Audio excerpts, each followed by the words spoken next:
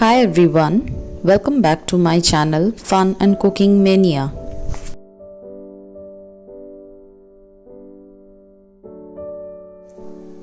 আজকে আমি নিরামিষ বাঁধাকপি রান্না দেখাবো। তার জন্য প্রথমে আমি বাঁধাকপিটা এরকম ফালি করে কেটে নিচ্ছি, তারপরে ওটাকে ফাইন চপ করে নেব।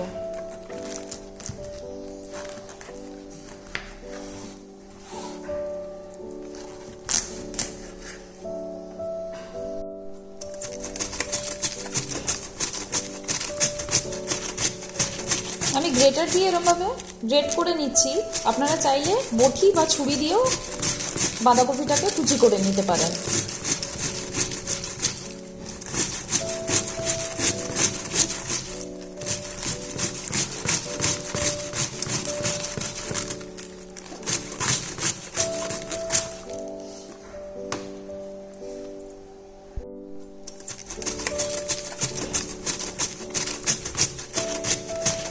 আমি গ্রেটার দিয়ে এরকমভাবে গ্রেট করে নিচ্ছি।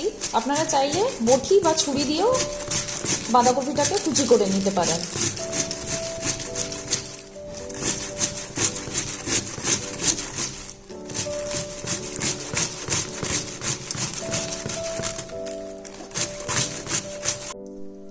বাঁধাকপিটা আমি এরকমভাবে গ্রেট করে নিয়েছি। এবার এটাকে গরম জলে ব্লাঞ্চ করে নেব। আমি বাঁধাকপিটা গরম জলে ব্লাঞ্চ করার জন্য বসিয়ে দিয়েছি। এবার যতক্ষণ না বাঁধাকপিটা সফট হয়ে যাবে ততক্ষণ এটা গরম জলে ফুটিয়ে নেব।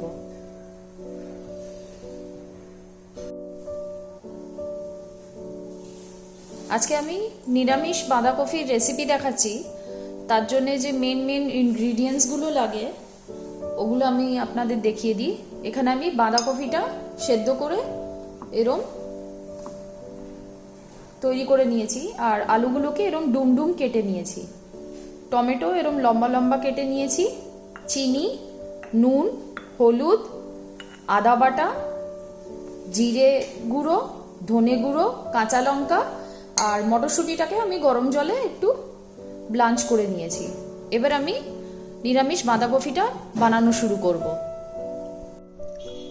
কড়াইটা গরম করে আমি তেল গরম করে নিয়েছি। এর মধ্যে আমি হাফ টিস্পুনের মতন জিরে ফোড়ন দিয়ে দিলাম। জিরেটা ভালোভাবে ফ্রাই হয়ে গেলে এবার আমি এর মধ্যে আলুগুলো যে ডুম কেটে রেখেছিলাম ওগুলো আমি এর মধ্যে দিয়ে ফ্রাই করে নেব।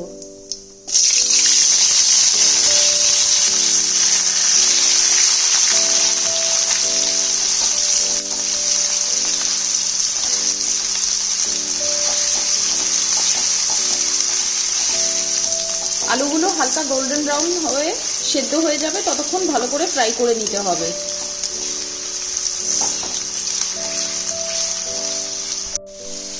আলুটা অনেকটা ভাজা হয়ে গেছে। আলুটা আরেকটু ভাজা হবে।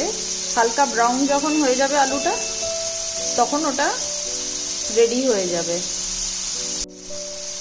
আলুটা ফ্রাই হয়ে গেছে, হালকা ব্রাউন হয়ে এসছে। এবার আমি একটা আলাদা পাত্রে আলুটা তুলে রেখে দেব।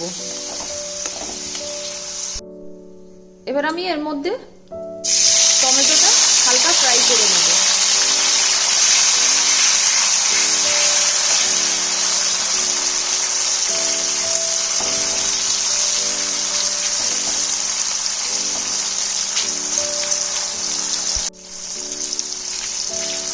টমেটোটা নরম হবে, তারপরে আমি বাঁধাকপিতে বাদবাকি মশলাগুলো দেওয়া শুরু করব।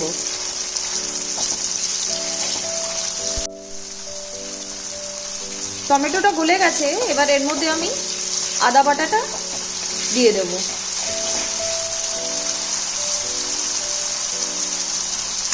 আমি এখানে 1 টিস্পুনের মতন আদা বাটা নিয়ে নিয়েছি।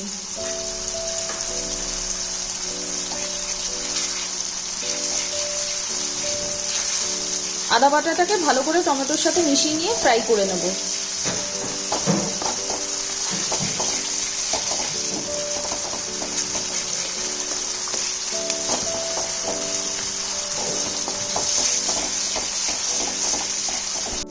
আদাটা ফ্রাই হয়ে গেছে। এবার আমি 1 টিস্পুনের মতন জিরে গুঁড়ো এর মধ্যে দিয়ে দেব।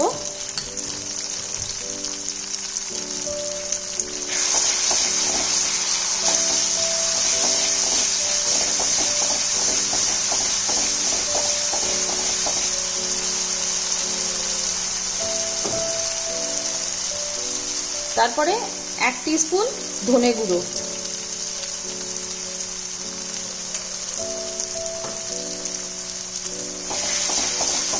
জিরে আর ধনেটাকে ভালো করে মশলার সাথে মিশিয়ে নেব আর ভালো করে এটা ফ্রাই করতে হবে।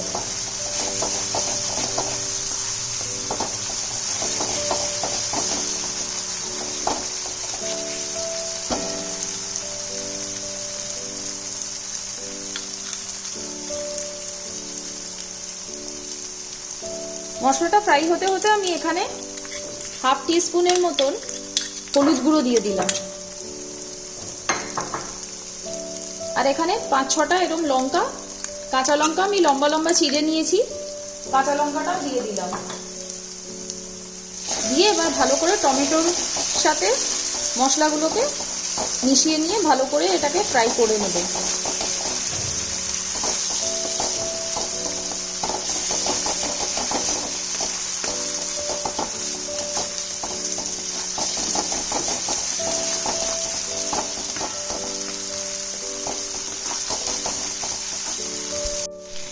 মশলাটা যাতে পুড়ে না যায় তার জন্য আমি এখানে 2 টেবিল স্পুনের মতন জল অ্যাড করে মশলাটাকে ভালো করে কষিয়ে নেব।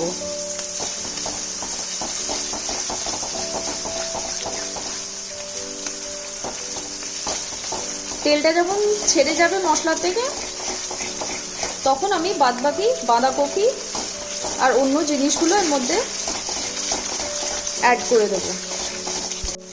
মশলার থেকে তেলটা ছেড়ে গেছে, এবার আমি এর মধ্যে এই ব্লাঞ্চ করা মটরশুঁটিগুলো ভালো করে মিশিয়ে নেব।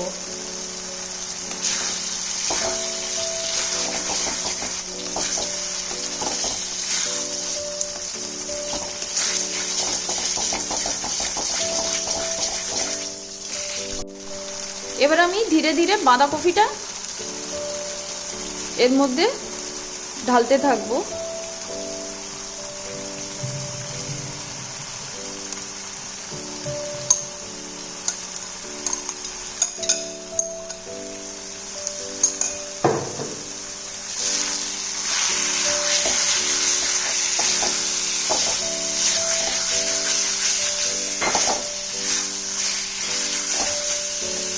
বাঁধাকপিটাকে ভালো করে মশলাটার সাথে মিশিয়ে নিতে হবে।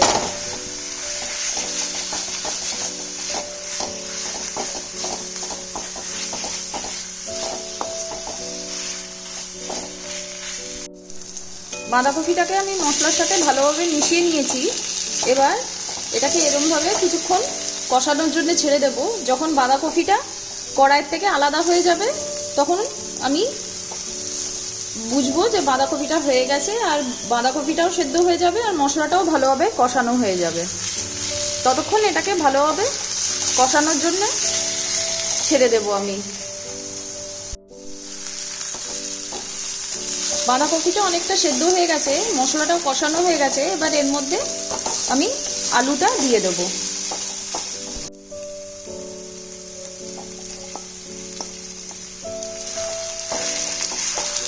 আলুটা দিয়ে এবার ভালো করে আমি বাঁধাকপির সাথে মিশিয়ে নেব।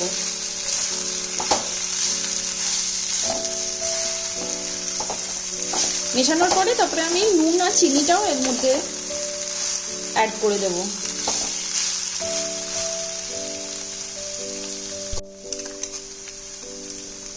আমি এখানে 1 টিস্পুনের মতো নুন অ্যাড করে দিলাম, আর আমি এখানে 1 টিস্পুনের মতন চিনি অ্যাড করে দিলাম। এবার নুন আর চিনিটা ভালো করে বাঁধাকপির সাথে মিশিয়ে নেব।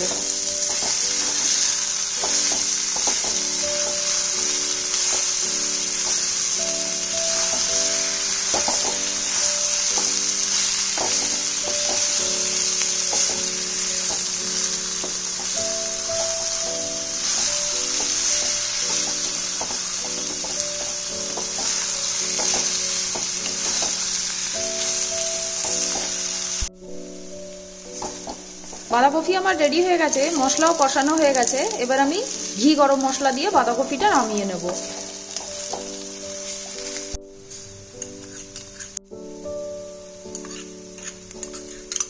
আমি এখানে 1/2 টিস্পুনের মতন ঘরে বানানো গরম মশলা দিয়ে দিলাম।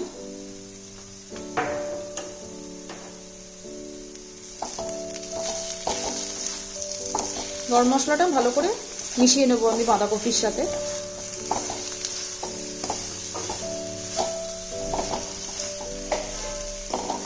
মিশিয়ে নেওয়ার পরে এবার আমি এর মধ্যে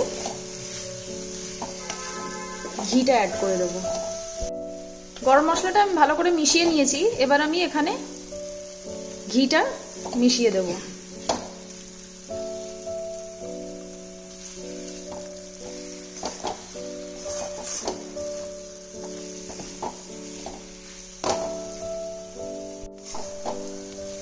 আমার বাঁধাকপি রেডি হয়ে গেছে, এবার এটা আমি সার্ভিং প্লেটে সার্ভ করে নেব।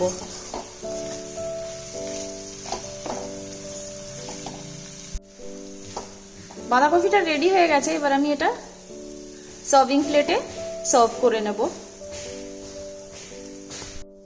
বাঁধাকপিটা আমি সার্ভিং প্লেটে সার্ভ করে দিয়েছি, একটা কাঁচা লঙ্কা দিয়ে গার্নিশ করে দিয়েছি। এটা আপনারা লাঞ্চে সাদা ভাত দিয়ে এনজয় করতে পারেন। আশা করব এই রেসিপিটা আপনাদের ভাল লাগবে। নিরামিষ বাঁধাকপিটা একবার এরমভাবে তৈরি করে দেখবেন। Do like, share and subscribe to my YouTube channel. Thank you for watching.